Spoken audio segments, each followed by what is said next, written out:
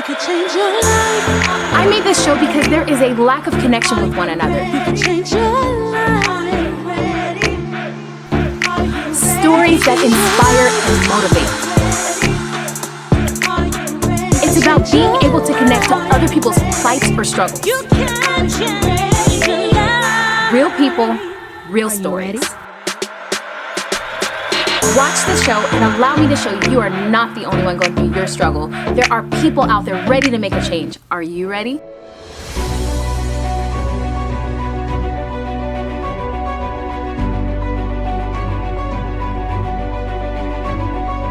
I had a foundation as far as what I knew, what morally what was right, what was wrong, and so when I got in trouble, I knew what to do. I knew my grandmother took me to church, and I attended Bible studies and all that different types of stuff. So when I really got in trouble, I returned. It was like an inward compass that caused me to turn back. So a honing device. Like a honing device. So if Tell me a little bit about your rock bottom as it pertains to you end up joining gangs. So a lot of people will say that the life of gangs are just going to lead to maybe one of two roads. You're either going to go to prison, or you're going to go to the grave. Absolutely. And in your case, you avoided death, but you went to prison. Talk about that. Well, first of all, every member of a gang is not violent. And so I was recruited because of my smarts. I was recruited in the gang because of my smarts.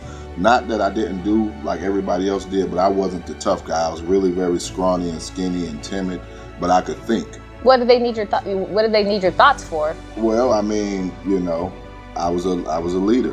I can come up with strategy. If we were trying to do something that we had no business doing, I can kind of think our way out of it. But to answer your question, I went to prison, and initially I got sentenced to 30 years in prison.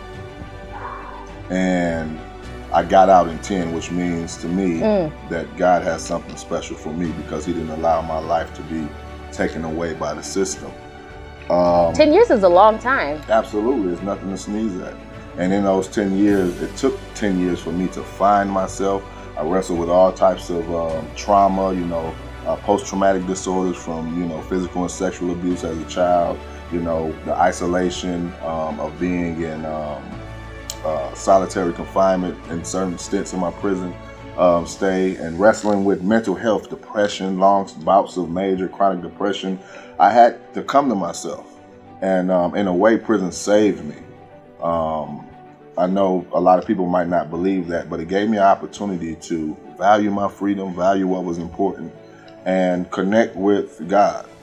You mentioned something, depression. Yes. I think a lot of times when people hear the word depression, they think, oh, this person was just sad. Of course you're in a depressed environment, so to speak, but you're not just talking about a depressed environment. You were talking about some deep-rooted mental health related stuff.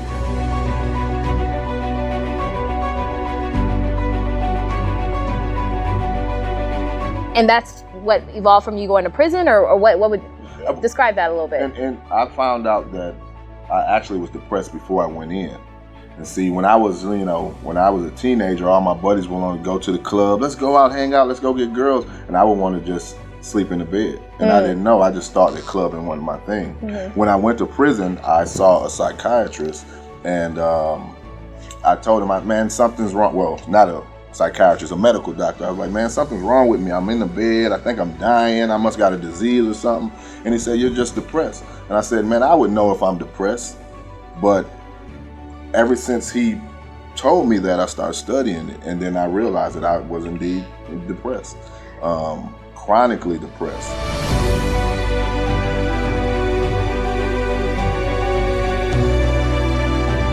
What we know about depression is that it often tends to be a family trait.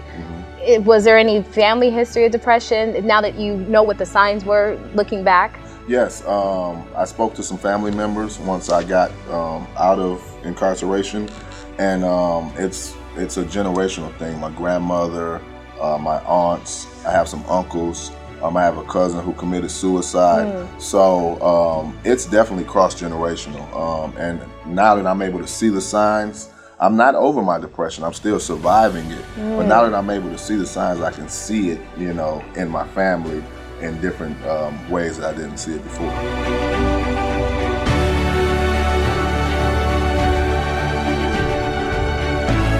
And I want to talk about communities of color and Yes. depression and mental illness in general. Yes. It's kind of a taboo topic for our community. How have you gone about maybe addressing it or sharing your story in a way, and have people been receptive to your message? Well, I believe people have been receptive.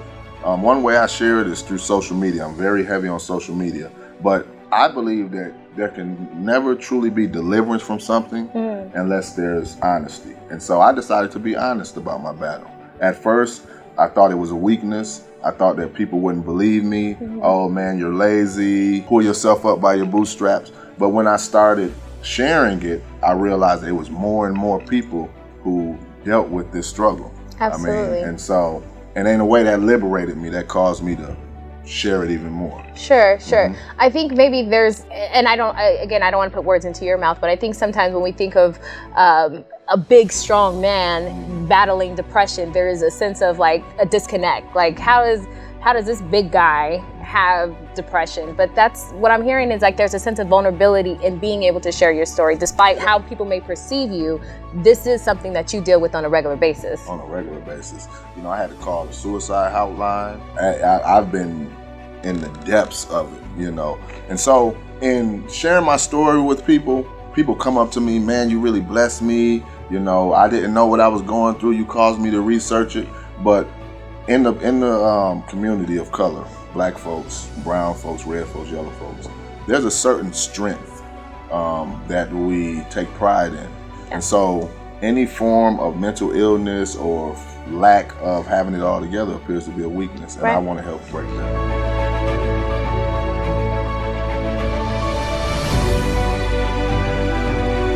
I'm a regular, I attend mental health groups. I share with other brothers and sisters who might be struggling what I'm going through. I call myself a mental health advocate. So I go to groups. I used to have a mental health coach. I share things on social media. Whenever I write sermons, I always put things in it about prophets and people in the Bible who I found out who dealt with mental illness. For example, I'll give you an example. There's a story about Jesus being tempted in the wilderness for 40 days, and it says that the enemy or Satan came to him and said, throw yourself down off of this building and God will catch you. Suicide. That was a suicidal thought. That was even back then. Even back then. Wow. With Jesus. So just imagine if Jesus has suicidal thoughts, me as a mere man I don't stand a chance. Well, I think that kind of brings us to something, the next point that I want to talk about. You've written a book. Yes.